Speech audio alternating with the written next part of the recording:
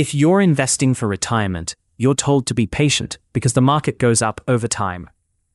People repeat that line the way they repeat that you should drink water or get 8 hours of sleep.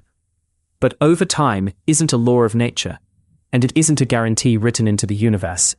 It's a story that has been true often enough that it feels like a rule.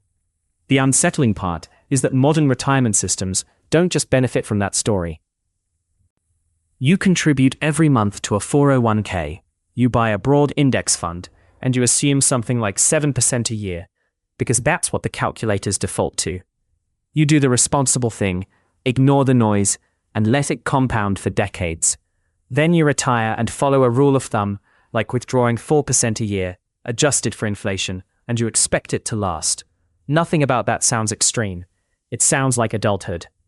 But those returns don't appear because you waited long enough. Pause for a second and ask a simple question. Where does the money you withdraw actually come from? There are only a few places it can come from. A share of stock is a claim on future profits, meaning your retirement account is full of tiny legal claims on cash the companies haven't earned yet. Bonds are claims on future interest payments, which have to be paid from someone's future income. Real estate is a claim on future rent, which is paid by someone's future wages or business revenue. Even cash in a retirement account is a claim on future goods and services, because the whole point is what it buys later. So retirement saving isn't just storing today's money. It's buying IOUs on future production, like reserving slices of a pie that hasn't been baked. Now, take pensions, because they make the assumption easier to see.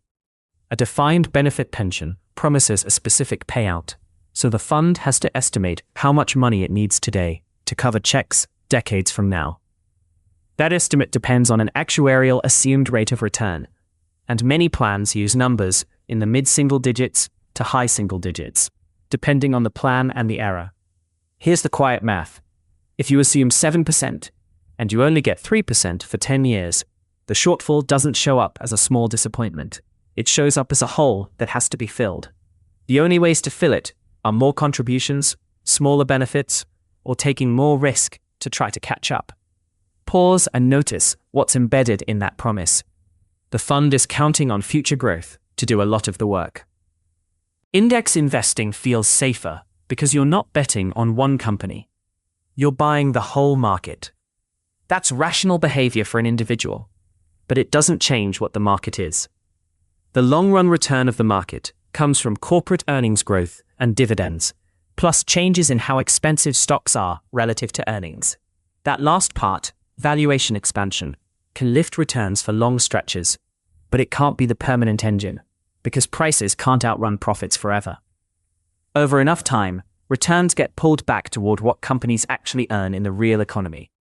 So when you buy an index fund for retirement, you're buying a claim on the future profit pool, and the plan works most smoothly when that pool grows. Public pensions that run pay-as-you-go, like Social Security-style systems, make the dependency even more direct.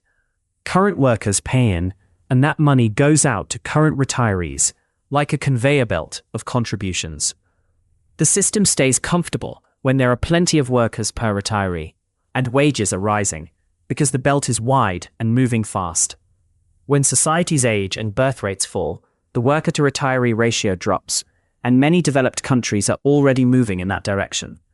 At the same time, more retirees are selling assets to fund spending, while fewer workers are buying those assets with fresh savings. You can offset this with later retirement, immigration, or big productivity gains, but notice what those are. When growth slows, the system doesn't explode, it renegotiates. Lower growth tends to mean lower returns, which means pensions look underfunded and safe withdrawal rates for individuals shrink, especially if bad returns hit early in retirement, the sequence of returns problem. Governments and plan managers then reach for the same three levers: raise contributions or taxes, cut benefits, or raise the retirement age, or chase higher returns with more risk, financial engineering, or monetary support that keeps asset prices from falling too far. Inflation complicates it, because inflation can make fixed debts easier to pay in nominal dollars, while making retirees' purchasing power worse in real terms. None of this requires a conspiracy. It's just arithmetic under stress. Pause and let that land. The promises are real, but the surplus they depend on is not guaranteed. So the honest sentence is this. Most mainstream retirement plans are bets that the future economy will be larger and more profitable than today's economy. Growth can come from productivity and technology, from more workers, from globalization, or from more debt that pulls spending forward, and each source has limits and trade-offs. That doesn't mean you should panic, and it doesn't mean the system can't adapt, because it has adapted before. It means doing everything right is still participation in a social contract with the future, not a private escape from it. If anything in this made you stop and recheck your mental model, tell me what it was, because the most useful part of this topic is seeing the design clearly.